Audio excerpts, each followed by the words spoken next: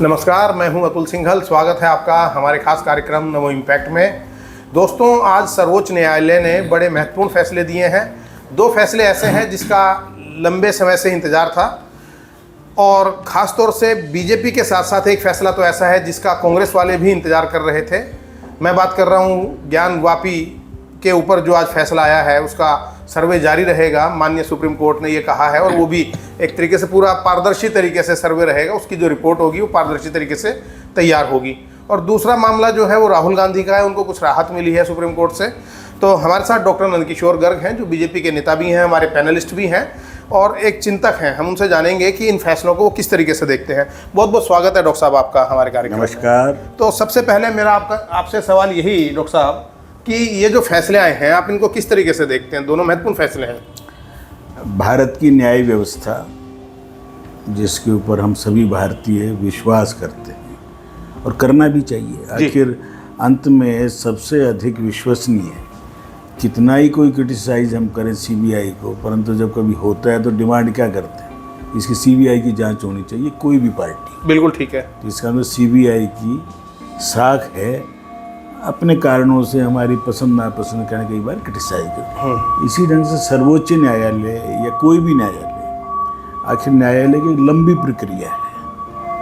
न्यायालयों में दिक्कत क्या है कि न्याय बड़ी देर से मिलता है, वो एक अलग इश्यूज है। पर आज लेकिन जो आप कहना चाह रहे हैं कि आदमी घूम फिर कर सर्वोच्च न्यायालय या न्यायालय की तरफ देखता है, जब उसको कुछ उम्मीद होती है कि न्याय मिलेगा तो वो अदालत जाता है। यही आप कहना चाहते हैं, मुझे लगता है। और हमारे जो 4 लोकतंत्र के खंभे हैं, उनमें चारों ही महत्वपूर्ण हैं जी।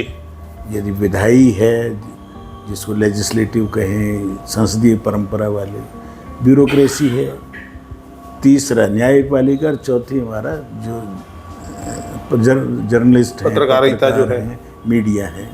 और इन चारों का अपना अपना रोल है, और चारों अपनी अपनी सीमाओं में रहकर मिलकर काम करें तो देश बहुत तेज़ी से तरक्की करेगा। अब आज के 2 जजमेंट हैं, दोनों ही चीफ जस्टिस ने डिलीवर किए हैं।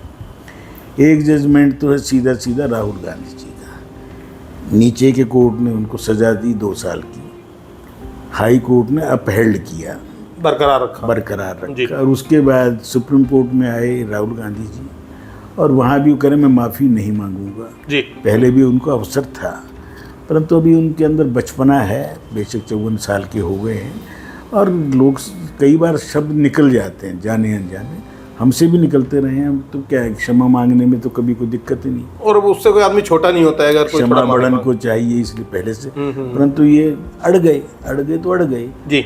अब आज उनको एक टेक्निकल थोड़ी राहत मिली कि 2 साल से कम सजा होती तो उनकी सदस्यता नहीं जाती और वो चुनाव लड़ने के अयोग्य नहीं होते। इतना सा एक पेच था, एक फाइनल डिस्टिंक्शन था, जिसको अभिषेक मनु सिंघवी ने ढंग से प्रेजेंट किया जी। और कोर्ट ने भी क्या कहा कि राहुल जी को सावधानी बरतनी चाहिए। आज भी उनका बड़े लोगों को अपने बोलने में संयम बरतना चाहिए, और फिर भी कुछ हो जाए तो उसको तत्काल समाप्त कर लेना चाहिए। परंतु ये हम आगे के लिए कह रहे हैं, सभी बड़ों से कह रहे हैं। परंतु यहाँ क्योंकि लोअर कोर्ट ने जब सज़ा दी तो उन्होंने उसको एलोबरेट नहीं किया। एक स्पीकिंग ऑर्डर नहीं, ये भी 2 साल की क्यों, कि उसको कम क्यों नहीं कर सकते थे? थोड़ा लिमिट थी 2 साल की, तो सजा अधिकतम सजा क्यों दी गई? अधिकतम क्यों दी, और दी गई तो उसके कारण स्पष्ट नहीं है जी। इतना कहते हुए उन्होंने इसका कहा कि हम इनकी स्टे कर रहे हैं इतने हिस्से को, कि वो 2 साल का जो है उससे हमें लगता है कि वो ज़्यादा है, इसलिए फिर से सेशन कोर्ट में जाएंगे, ट्रायल होगा, और इतनी देर इनकी लोकसभा की सदस्यता को बहाल रखा जाएगा, और अयोग्यता स्वाभाविक रूप से जब तक नहीं होगी। बिल्कुल ठीक है। परंतु रिहा नहीं हुए हैं। परंतु हमारे यहाँ तो जिसको जो अच्छा लगे बोल देता है कि आज जश्न मना रहे हैं, और ये है, वो सब अधिकार है जश्न मनाने का। परंतु बहुत स्पष्ट कहा है सर्वोच्च न्यायालय ने कि राहुल गांधी जी को भविष्य में सावधानी बरतनी, नसीहत दी है, और उनको बरी नहीं किया। बरी करने का अधिकार फिर सेशन ट्रायल दी है। वो सेशन ट्रायल कहता नहीं 2 साल नहीं 1.5 साल देनी चाहिए। हम इनको थोड़ा सा ध्यान करते हैं तो उससे क्या कि इनकी सदस्यता बच जाएगी और अयोग्यता से बच जाएगी। लेकिन सजा अवश्य होगी, सजा तो अवश्य होगी, क्योंकि वो इतने सारे तथ्य सुप्रीम कोर्ट ने भी ये तो नहीं कहा कि, उन्होंने केवल इतना कहा कि 2 साल वाले का थोड़ा जस्टिफाइड नहीं है जो उन्होंने लिखा है जज साहब। तो मैं समझता हूँ कि ये सर्वोच्च न्यायालय ने अपना ये दिखाया कि हम सर्वोच्च हैं, और लोगों में एक भ्रम था ये होना ही है, होना है। मैं नहीं मानता। सर्वोच्च न्यायालय ने जो कारण दिए हैं और ठीक ठाक है, वो स्पष्ट है। मतलब मेरा अपना व्यक्तिगत मानना है कि उसमें किसी को, और बीजेपी के पॉइंट ऑफ व्यू से भी अच्छा है।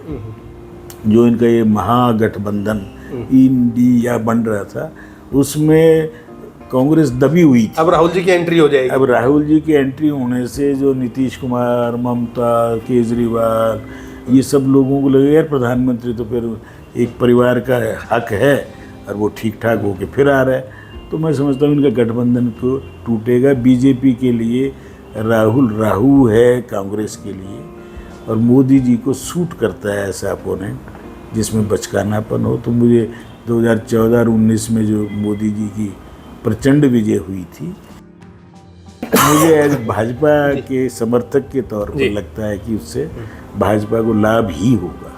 ठीक है, ये तो हुई राजनीतिक बात। और जैसे आपने कहा कि ठीक है राजनीतिक विषय है, और इंडिया या विपक्ष को इसका क्या लाभ हानि होगा ये देखने वाला विषय है। और जो ज्ञानवापी एक सनातन संस्कृति से जुड़ा मुद्दा है, और ये कहीं ना कहीं धार्मिक रूप तो आपको पता है इस तरह की चीज़ें ले लेती हैं, जिसको आप ये कह सकते हो कि हिंदू मुस्लिम का विषय भी है। और मुस्लिम पक्ष भी सुप्रीम कोर्ट में गया था तमाम बातों को लेकर, बहुत एग्रेसिव गया है, पहले से केवियट डाल के रखी, जबकि सर्वोच्च न्यायालय ने ही हाई कोर्ट भेजा था जी। हाई कोर्ट ने पूरे ढंग से सुन के जजमेंट को रिजर्व किया, फिर डिलीवर किया जी। और चीफ जस्टिस हाई कोर्ट ने किया, जो देश का सबसे बड़ा, मैं समझता विश्व का सबसे बड़ा हाई कोर्ट है वो जी। इलाहाबाद हाई कोर्ट की सदस्य संख्या विश्व में किसी भी हाई कोर्ट में ज़्यादा है, से सबसे ज़्यादा, 250 के आस। उसके चीफ जस्टिस ने दिया, जो वहाँ का चीफ जस्टिस किसी सर्वोच्च न्यायालय के उससे जज से कम नहीं मानता। कि ये आज के CJI चंद्रचूड़ साहब भी वहाँ चीफ जस्टिस, अब वरीयता के हिसाब से अगर देखा जाए तो मतलब वरिष्ठ जज हैं वहाँ। जो बड़ी स्पष्ट बात क्या है, हिंदू पक्ष का कहना था कि ये गौरी पूजा हम करते आए हैं। मुलायम सिंह ने अचानक 94-95 में बंद की श्रृंगार, और बंद भी नहीं की, साल में कुछ दिनों के लिए खोली, बाकी बंद रही। पूरा इतिहास खुद उनका लिखा हुआ, जिन्होंने तोड़ा उन्होंने खुद लिखा कि हमने इतने बार तोड़ा, इतने बार बना। अंत में अहिल्याबाई होलकर ने जो आज वाला शिवालय है वो बनाया। परंतु नंदी जो बेचारे बैठे हैं, जो भगवान शिव परिवार का एक इम्पोर्टेंट अंग माना जाता है, जहाँ पे शिवलिंग होता है वो नंदी होते हैं, और नंदी हमेशा शिवलिंग को देखते हुए मिलेंगे। विश्व में कहीं भी शिवालय निकलेगा वो उन्होंने जो आता ताइयों को तो हिंदू धर्म के बारे में जानकारी नहीं थी। उन्होंने सोचा ये तो एक पत्थर सा है, बैल बैठा रहने दो। सब कुछ तोड़ने के बाद एक तो वो बैठा रह गया, दूसरा जो तोड़ने के बाद भी सारी चीज़ तो नहीं तोड़ पाए। एक दीवार आज खुल के बोल रही है सारे चित्रों से। अंदर जाने के बाद इन्होंने बताया फुवारा है भाई, बेसमेंट में ये नीचे में फुवारा होता नहीं, और मुसलमान के टाइम में कोई फुवारे थे ही नहीं, कोई ऐसी तकनीक भी नहीं थी, परंतु ज़बरदस्ती उसमें वो धीरे धीरे चीज़ें खुलने लग गई। तो डिस्ट्रिक्ट कोर्ट ने सर्वोच्च न्यायालय की ही देखरेख में सुनवाई की, और बहुत अच्छी जजमेंट दी कि बिना डिस्ट्रिक्टिव टेक्निक के यूज किए हुए जी आर्कियोलॉजिकल सर्वे ऑफ इंडिया जो एक्सपर्ट है, जिसको अंग्रेज लॉर्ड कनिंघम ने बनाया था, जिसके कारण पूरे देश में पुरातत्व की सब चीज़ें निकली जो आज हमारी विश्व धरोहर हैं यूनेस्को में। यहाँ भी क्लियर निकला। मोदी जी ने जो कॉरिडोर बनाया वो तो स्पष्ट दिख ही रहा है, परंतु एक कोने में ये बीमारी जो है वो स्पष्ट नज़र आ रही है। ओम नज़र आ रहा है, फूल नज़र आ रहे हैं, नीचे बजता है चलो तो फर्श पे, परंतु ज़बरदस्ती थी। तो उन्होंने क्या कहा, हाई कोर्ट ने भी पढ़ा कि भाई इसमें कोई चीज़ टूटनी नहीं चाहिए। कि टूटनी इसलिए नहीं चाहिए, जब वो मंदिर भी है तो भी नहीं टूटना चाहिए। ढांचे का कुछ हिस्सा है जो बाद का है, वो मुसलमानों को भी कल के बाद समझ में आनी शुरू हो गई थी। जब योगी जी ने कहा कि ज्ञान व्यापी, बड़े स्पष्ट शब्दों में, ज्ञान शब्द संस्कृत है, व्यापी है, ये किसी फारसी शब्द का तो है नहीं। इस्लाम कहाँ से आया? अरब से आया। अरब में अरबी और फारसी दो ही भाषाएं हैं। ये शब्द अपने आप में बोल रहे हैं, तो उसके बाद तुम मस्जिद बोल रहे हो, कोई आधार नहीं। तो कुछ सौबर मुसलमानों ने कल ऑफर भी है कि हम योगी जी से बातचीत के लिए तैयार हैं। मीडिया में भी आप देखेंगे तो जो मुसलमान भी स्कॉलर वगैरह सब आते हैं, कुछ उनके दिमाग में ये तो क्लियर हो गई ये बात।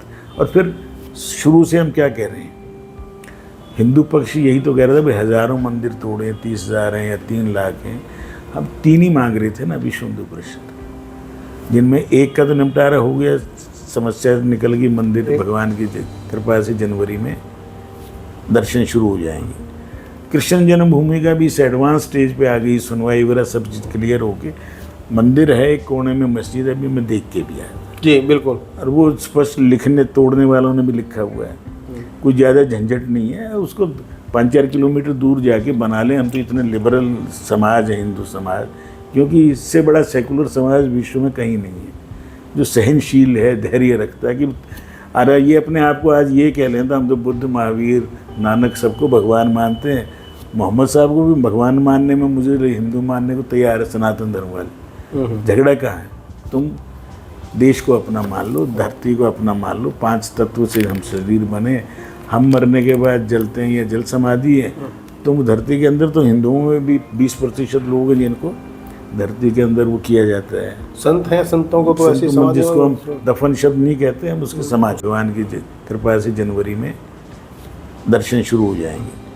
कृष्ण जन्मभूमि का भी इस एडवांस स्टेज पे आ गई, सुनवाई वगैरह सब चीज़ क्लियर हो के, मंदिर है एक कोने में, मस्जिद अभी मैं देख के भी आया। जी बिल्कुल। और वो स्पष्ट लिखने तोड़ने वालों ने भी लिखा हुआ है, कोई ज़्यादा झंझट नहीं है, उसको 5-4 किलोमीटर दूर जाके बना लें। हम तो इतने लिबरल समाज है हिंदू समाज, क्योंकि इससे बड़ा सेकुलर समाज विश्व में कहीं नहीं है, जो सहनशील है, धैर्य रखता है। कि अरे ये अपने आप को आज ये कह लें तो हम तो बुद्ध, महावीर, नानक सबको भगवान मानते हैं, मोहम्मद साहब को भी भगवान मानने में मुझे हिंदू मानने को तैयार है सनातन धर्म वाले। झगड़ा कहाँ है? तुम देश को अपना मान लो, धरती को अपना मान लो, 5 तत्व से हम शरीर बने, हम मरने के बाद जलते हैं, या जल समाधि है। तुम धरती के अंदर तो हिंदुओं में भी 20% लोग हैं जिनको धरती के अंदर वो किया जाता है। संत हैं, संतों को तो ऐसी समाज, जिसको हम दफन शब्द नहीं कहते, हम उसके समाधि कहते हैं। कुल मिला के बात ये है डॉक्टर साहब, आप ये मानते हैं कि पारदर्शी और एक अच्छा फैसला है, स्वागत योग्य है। और जो मैं आपका भाव समझाऊं ये है कि अगर इस मामले को अदालतों के चक्कर काटे बिना, जैसे माननीय योगी जी ने कहा, उसको बाहर निपटा लिया जाए तो एक ज़्यादा अच्छा संदेश उसका जाएगा, भावना ज़्यादा बढ़ेगी। और इस टाइप के जहाँ जहाँ डिस्प्यूट है, तीन के आपने जिक्र किया, 3 के या और 5-7 बड़े हैं, जैसे धार में, मध्य प्रदेश के, वो स्पष्ट हैं। एक मान लो 10 एकड़ की ज़मीन में से 500-700 गज में कोई चीज़ बनी हुई है, तो ये हम इस्लामिक वर्ल्ड को या अपने लोगों को भी समझाएं कि इस्लाम के अंदर कब्र बनाना पक्की गुनाह है। तो इंडिया में बनी हुई नहीं, मज़ार होना ही गुनाह है, पक्की कब्र को ही तो मज़ार बोलते, नहीं होनी चाहिए, इस्लाम में लिखा हुआ। अगर इस्लामिक नियमों को हमारे जो मौलानाज हैं, स्कॉलर्स हैं, वो समझा दें जनता को कि ये चीज़ें होनी नहीं चाहिए, अरब में नहीं है। मस्जिद को एक स्थान से दूसरे स्थान पर करना वो एक स्वाभाविक प्रक्रिया है जी। वो सड़क के बीच में आ गई है, रेलवे के नज़दीक आ गई है, एक्सीडेंट होते हैं, तो उनको बातचीत करके बदले में जगह सरकार से कहीं भी पैसे भी लगा दो, क्योंकि वहाँ पे कोई मूर्तियाँ वगैरह तो वैसे भी नहीं होती, जैसी बनी हुई है उससे थोड़ी बढ़िया बनवा। बिल्कुल ठीक है। तो ये एक समझ से चलें तो इस देश के अंदर समन्वय बनना शुरू हो जाएगा, शांति सद्भावना होगी। तो विश्व गुरु बनने के लिए जो मोदी जी 47 का टारगेट रखते हैं, मेरा मानना है कि यदि हम समझ से चलें तो वो काम 2035 में भी हो सकता है कि हम विश्व की 3 बड़ी आर्थिक शक्ति, विश्व गुरु, सबको साथ लेके चलने की क्षमता, यही तो विश्व गुरु। बिल्कुल ठीक है। सब बराबर हैं, ये कल्पना करना, हर जीव बराबर है। हम तो मच्छी मक्खर से लेकर शेर को सबको पूजनीय मानते हैं, कण कण में भगवान का, तो वो अपना सनातन। और हम तो चराचर जगत को एक मानते हैं, ब्रह्म सब जगह है, इसलिए स्थावर को भी मानते हैं, पहाड़ को भी देवता मानते हैं। तो इसलिए भारत की जो कल्पनाएं हैं, संकल्पनाएं हैं, और हम सब भारतवासी हैं। मूल रूप से जो बाहर से आए हुए केवल शिया थोड़े हैं, और वो भारत में ज़्यादा मिल के रह रहे हैं। जो वहाबी लोग हैं, थोड़े चंद लोग जो, और इनको जो सपोर्ट करते हैं, ये मुसलमानों को भी समझ में आ गया, पॉलिटिकल लोगों को भी आ चुका है कि 20% वोटों के लिए 80% से दुश्मनी मत मर लो। ये ओवैसी को भी समझ में आ रहा है, जो सबसे अपना। चलिए, ये तो राजनीति है डॉक्टर साहब, चलती रहेगी, ऐसे ही चलती रहेगी। परंतु मेरी सबसे अपील है कि सब मिलजुल कर रहें, नूह जैसी घटनाएं भारत पे कलंक हैं, योजनाबद्ध तरीके से साइबर थाने को जलाना, और ये घटनाएं फिर दुखदाई हैं। इस पर भी हम आपसे कल चर्चा करेंगे, इस विषय पे भी चर्चा करेंगे। तो आज मैं सर्वोच्च न्यायालय के न्यायाधीशों को, बेंच अलग अलग है पर चीफ जस्टिस दोनों में एक हैं, और भारतवासियों से भी कहूँगा कि अपने छोटे मायोपिक ना देखें, व्यापक रूप से देखें, और सही को सही कहने की हिम्मत आम जनता भी लेके आए, न्यायालय भी लाए, और न्याय शीघ्र हो, ठीक हो, और सबको इस तरफ भी ध्यान दें। इस तरफ भी सबको मिलके ध्यान देना चाहिए। बहुत बहुत धन्यवाद। बहुत बहुत धन्यवाद हमसे बात करने के लिए डॉक्टर नंदकिशोर गर्ग। डॉक्टर नंदकिशोर गर्ग ने काफ़ी बातें बताई, और काफ़ी सारी चीज़ें ऐसी थी जो शायद आपको भी नहीं पता होंगी, और उन्होंने कहा कि जो माननीय सर्वोच्च न्यायालय के फैसले हैं वो स्वागत योग्य हैं। और जहाँ तक बात है ज्ञानवापी की या कृष्ण जन्मभूमि की या इस तरह के जो मामले हैं जो सामाजिक सद्भाव को ख़राब कर सकते हैं, धर्म से जुड़े हुए हैं, सनातन संस्कृति से जुड़े हुए मामले हैं, उनको अगर अदालत से बाहर निपटा लिया जाए तो ज़्यादा अच्छा है। उसके अंदर एक सद्भावना बने रहने की जो है संभावना ज़्यादा रहती है। और कुल मिलाकर कार्यक्रम नमो इम्पैक्ट में आज इतना ही। अगले कार्यक्रम में आपसे फिर होगी भेंट, तब तक के लिए दीजिएगा इजाज़त। नमस्कार।